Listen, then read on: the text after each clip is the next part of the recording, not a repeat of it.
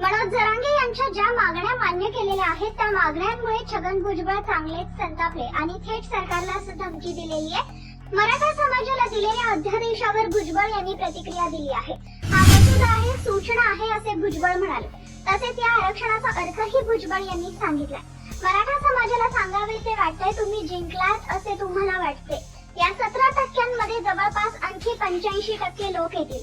हे सर्व एकाच ठिकाणी येतील। ईडब्ल्यूएस मध्ये जे 10% मिळत होते ते आता यापुढे मिळणार नाही। ओपन मध्ये उरलेले जे 40% होते त्यात जे 40% मिळत होते ते तुम्हाला मिळणार नाही। आता तुम्ही ज्या 50% खेळत होता तिथे दुसरे कुणीच नाहीये। जवळपास 74% समाज नाही ती संधी गमावली आहे। 2 ते 3% ब्राह्मण समाज होता। या सगळ्यावर पाणी सोडावं लागेल। तुम्हाला 17% जावं लागेल आणि ओबीसी व इतर जातींसोबत जागा मिळवण्यासाठी झगडावं लागेल असं भुजबळ म्हणाले। जात ही जन्माने येते, ती एखाद्याच्या शपथपत्राने येते का? या मुळात जन्माने माणसाला मिळत असते। म्हणून जर कोणी 100 रुपयाचं पत्र देऊ आणि जर जात घेऊ असं म्हटला तर ते होणार नाही। मग असे हे नियम सर्वांनाच लावायचे झाले तर दलित आदिवासी मग काय होईल?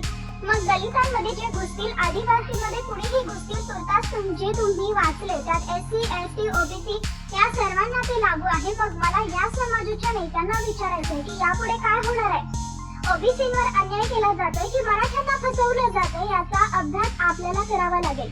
सरसकट गुन्हे मागे घ्या म्हणतायत। ज्यांनी घरेदारी जाळली, पोलिसांना मारले त्यांचे गुन्हे मागे घ्यावेत का?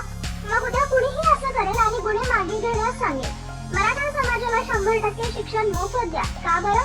सर्व ओबीसी, आदिवासी, ब्राह्मण यांनाही द्या, फक्त एखाद्यालाच कशासाठी असा सवालही भुजबळांनी केलाय।